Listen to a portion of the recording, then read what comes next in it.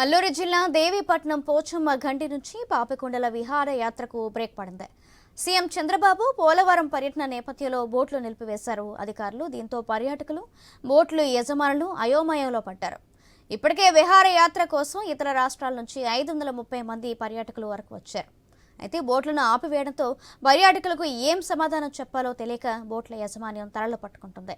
రాజమండ్రి, సీతానగరం వైపుగా రహదారి కుదరకపోయినా గోకవరం, ఇందుకూరుపేట వైపుకు వెళ్లేందుకు వీలున్నప్పుడు కూడా పాపికొండల యాత్రను ఎందుకు నిలిపివేశారో అర్థం కావడం లేదంటూ ఆవేదన చెందుతున్నారు.